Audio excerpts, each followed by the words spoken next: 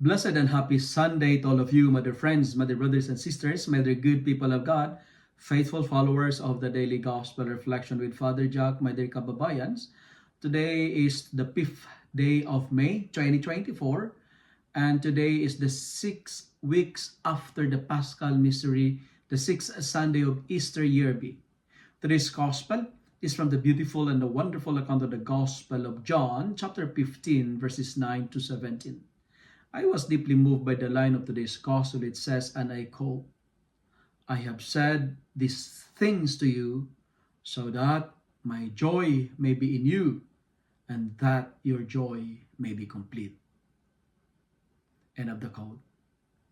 This is a very beautiful message from the Lord.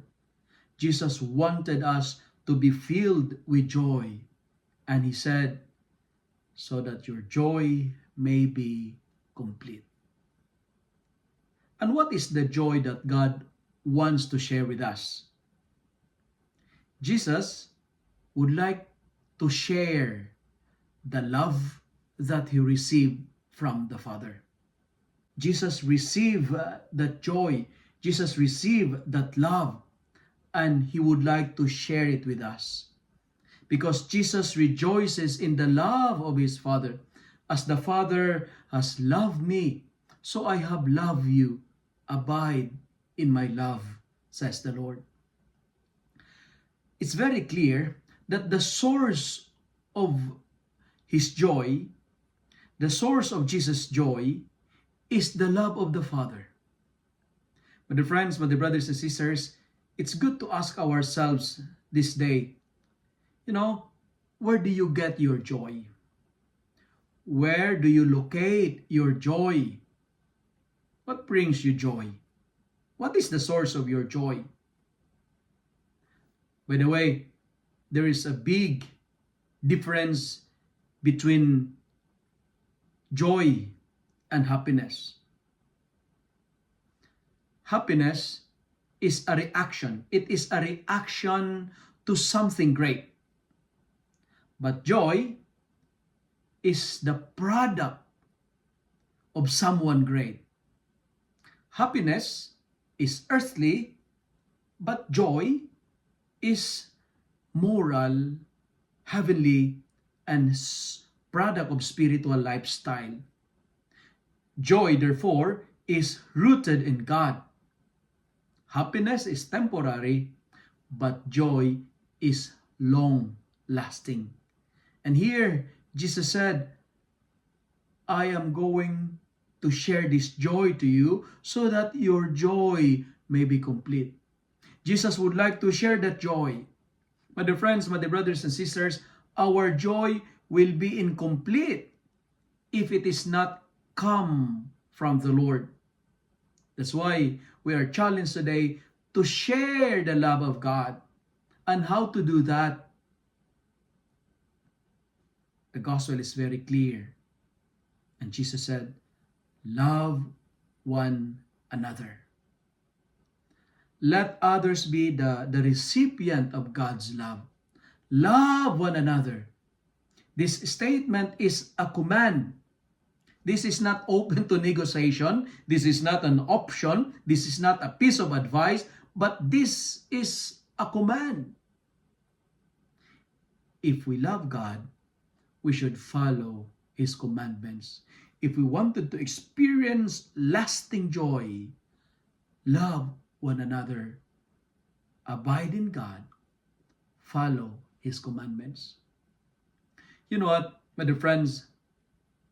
Like Jesus, share the love of the Father, because when we share it, our joy will be complete. And take note, there is joy in sharing. There is joy in giving. And Jesus proved it by giving himself to us.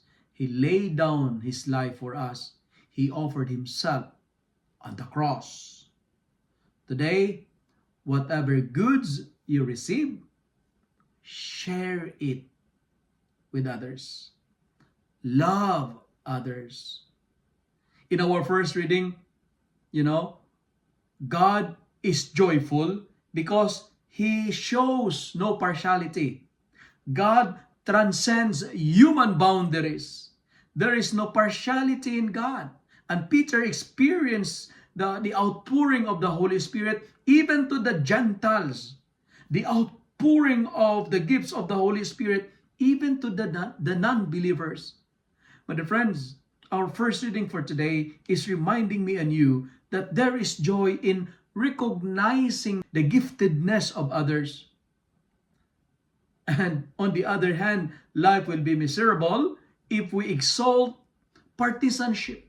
Life will be miserable if we exalt prejudice, if we highlight favoritism, inequity, discrimination, bias, and unfair preference.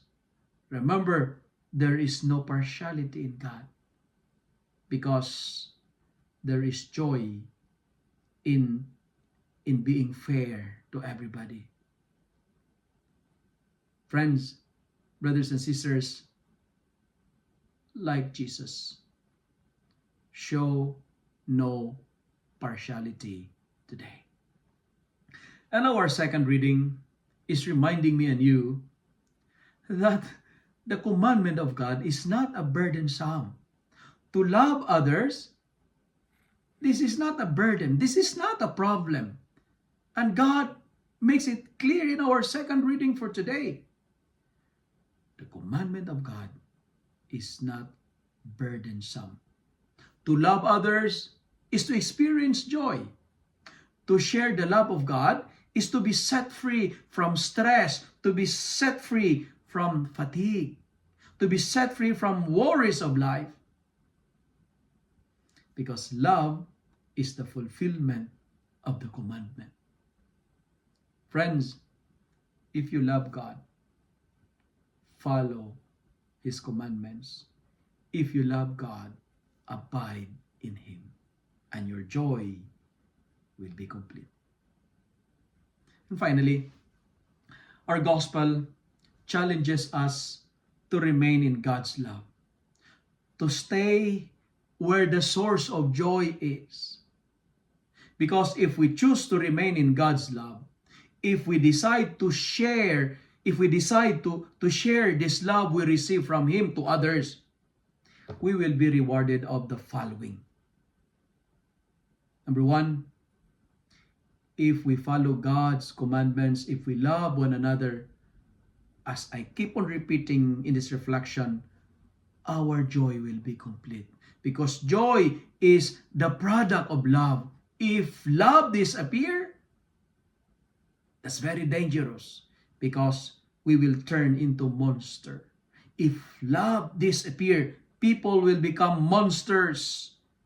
Remember, you are not a monster. You are a children of God. That's why remain in the love of the Father. And second, if we obey His commandments, if we choose to love one another, the gospel says, and this is very beautiful and very consoling, our prayers will be heard. God will open the treasures of heaven if you abide in His love. God will pour out blessings, abundance, and prosperity to you if you keep His commandments. Why? Because you are connected to the source of joy. You are connected to the source of love, and that is God. And finally, if we choose to abide in His love, we will be called friends of God.